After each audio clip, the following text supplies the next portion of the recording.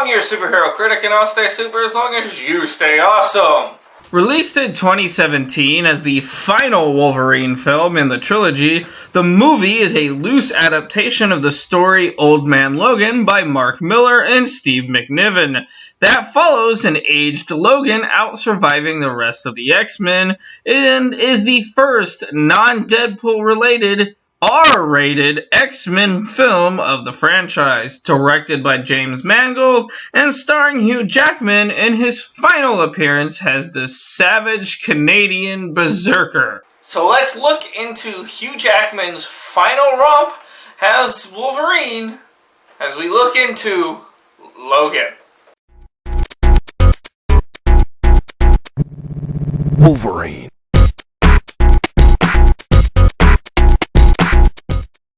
We begin with Logan trying to sleep in his car when he's awoken to people trying to steal his car, and even though they shoot him and begin kicking his ass, he lets the rage take over, killing some of them before the survivors get away. We then learn that Logan is one of the few X-Men left, and his healing ability is not what it used to be.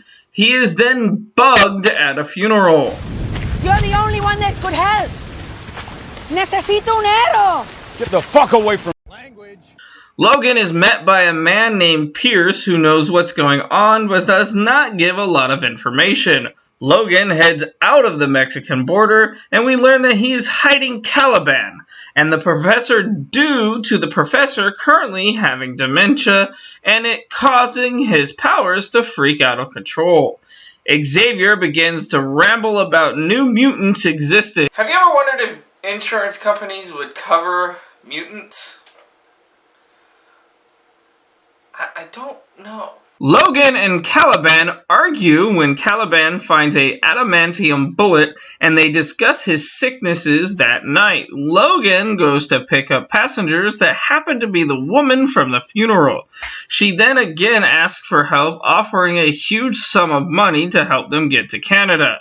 He finally agrees, but after checking on Xavier the next day, he finds the woman dead in the hotel. At least he got to keep the cash. Silver linings. Back at his base, Pierce once again shows up, wanting to know where the girl is. Like I asked. See, you're not the only one that's been enhanced.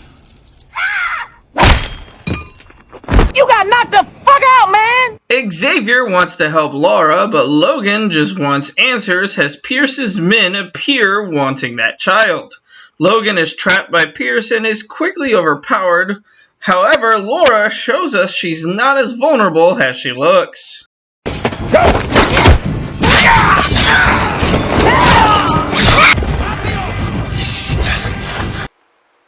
You can say that again. God damn it, Logan. Logan wants to help as Laura takes man after man out as he saves her life. It eventually becomes a car chase as they try to make their escape. They eventually get away with the help of a train. Pierce demands Caliban help him track a mutant, torturing him when he says no. Logan then watches videos on Gabriella's phone, learning that Laura was a group of test tube babies forced into being soldiers with mutant blood, hinting that Laura might be a clone of Logan.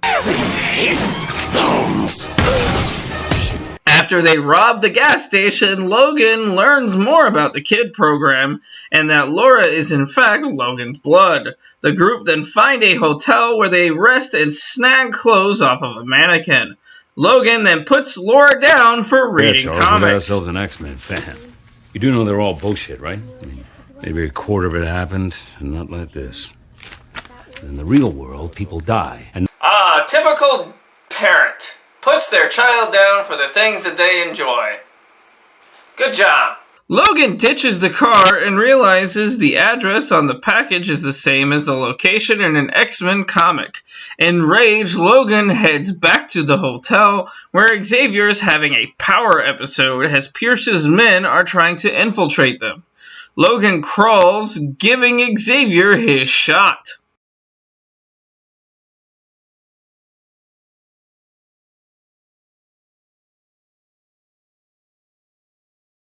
The trio continue their journey, and Logan is furious that Xavier stopped taking his meds and just acts as if he doesn't care about anything. However, they almost run off the road, forcing another car off of it. Once they save the horses, the family is grateful and offer a meal. They're trying to fucking help you, old man! Caliban meets Dr. Rice, the leader of Transigen, who claims that he just wants to help. The movie then comes to a complete stop as the group enjoy a dinner, and Laura gets closer to the boy of the family. Logan and Will head out as they learn of corporate farmers on Will's land. Logan promptly kicks their butt. 3. You all right, boss? You know the drill. While Xavier talks in his sleep, he is killed, as well as all of the Wills family, by the new X-24 clone who was sent in by Rice to grab Laura. 24, however, is mistaken for Logan as he begins slaughtering the men from earlier. With stakes high, Caliban makes the ultimate sacrifice.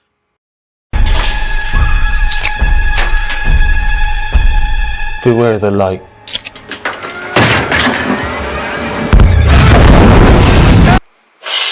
It's too bright! The fight with X-24 starts as they brutally slice each other up.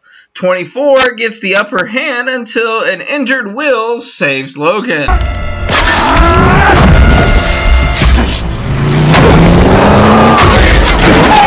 Logan grabs Laura and leaves as Rice heals X-24. The next day, they bury Xavier, and Logan finally shows emotion that isn't angst as his frustrations finally take over.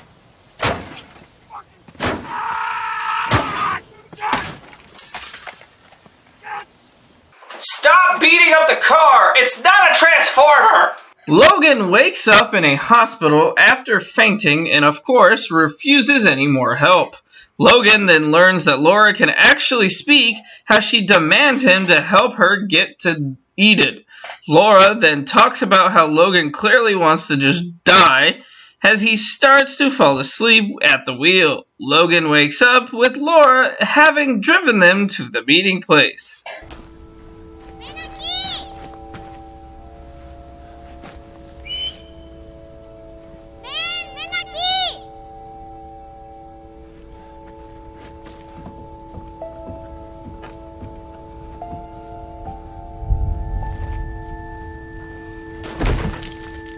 Stop shouting that napping! Logan meets the rest of the kids who are just looking for help getting to safety. Laura then asks Logan why he has the bullet of adamantium with him, and he finally admits that he wants to die. Logan then learns he's been asleep for 2 days as the kids prepare our trip across the border. Logan then turns down the money. Ooh! You do have a heart! You be a titty one, but it's there! Logan then argue over the actions of Logan. Bad shit happens to people I care about. You understand me? Then I'll be fine. Today, Logan sees the caravan heading towards the kids and rushes to save them, taking the meds. The kids, however, can clearly hold their own as they defend themselves, but are eventually overpowered and surrounded. We then have an epic fight scene as father and daughter murder a lot of men.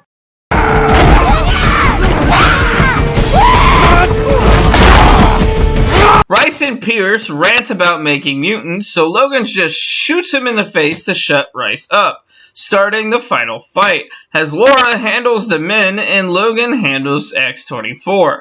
Joey then drops a Jeep onto 24 after the kids bury Pierce.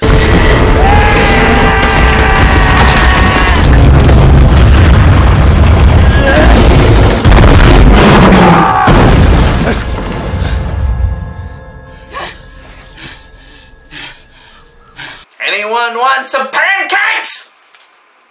24, of course, is still alive as he pins Logan to a tree. Laura uses the bullet to kill 24 as the movie's tone shifts to Laura crying over the realization her father finally admits he loves her dying in her arms. Wait a second, wasn't there sort of a reference in the last Wolverine movie? See. I see you on your back. There's blood everywhere. You're holding your own heart in your hand. Who's cutting onions? The movie ends with the kids burying Logan and having a funeral, with Laura wanting to be a better person going forward. The film was amazingly successful, making $619 million on a $127 million budget, making it not only the top 10 film of 2017, but was nominated for Best Adapted Screenplay and was the first superhero film to ever be nominated for that category, becoming the third highest grossing R-rated film of all time. The movie was also released in black and white, which I do not actually have. Oh, that was Logan. Personally, I think the movie could have had a lot taken out of it and, condensed in the story. But at the same time, it's still an amazing film and is 100% the best of the Logan trilogy. That being said, we're almost done with the X-Men franchise. But next, we have to look into the worst X-Men film to ever be made. And if y'all thought my thoughts on Days of Future Past were bad, just wait till I talk about Dark Phoenix.